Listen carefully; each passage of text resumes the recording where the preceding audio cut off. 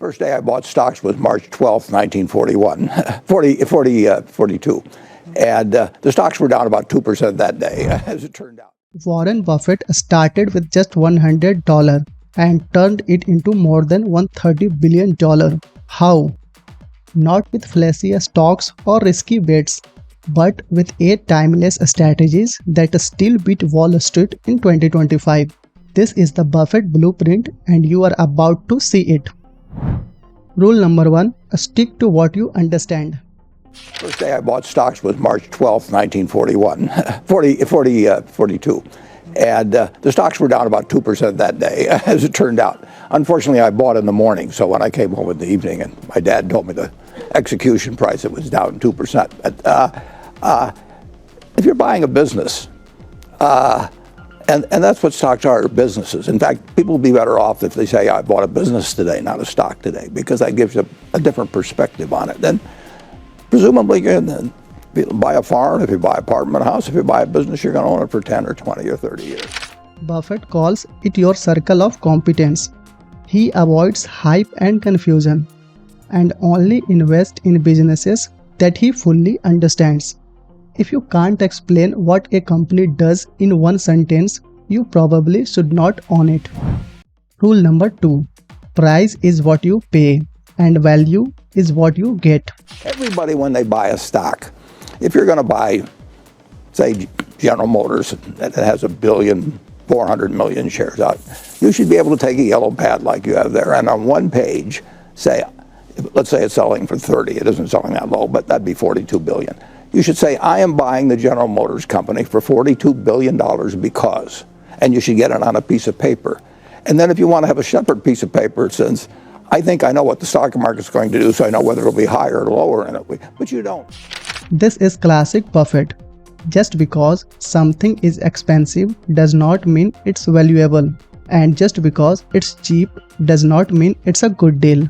Always ask what I'm really getting for this price. Rule number 3. Buy great companies on sale. Well, my reaction is that I like to buy stocks, so I don't wish ill on anybody else, but I like to, if they want to sell them to me cheaper, I prefer it. When others are scared, he is buying quality at discount. He says the stock market is like a shopping mall that goes on sale every few years. Buffett does not chase, he waits. Rule number 4.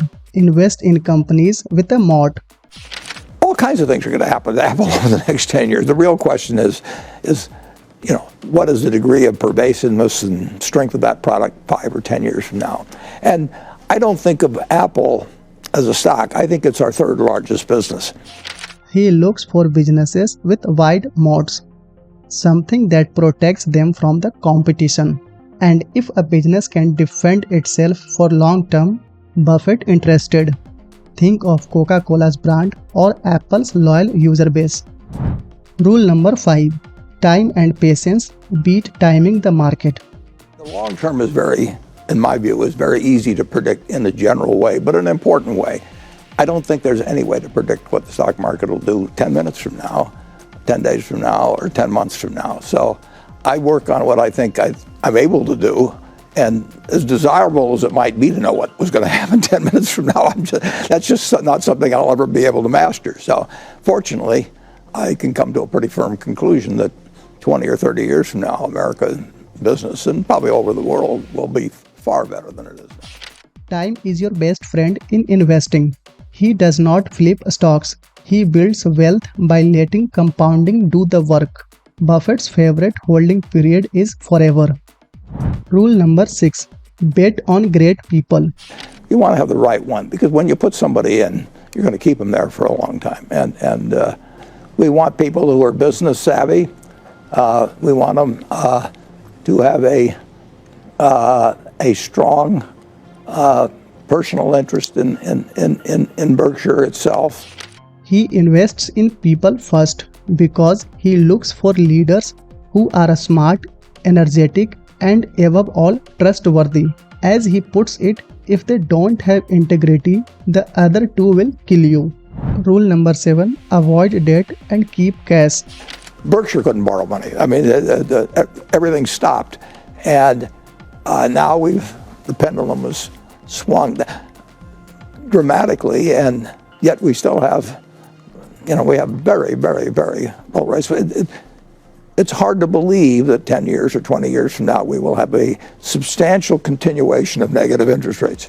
He never gambles with debt because once you are caught in the debt cycle, it is very difficult to get out of it, because by the time you understand negative interest rates, you are already out of the race. So even with billions at his disposal, Buffett keeps huge amounts of cash ready. Why? Because when the market crashes, cash becomes your superpower. Rule number 8.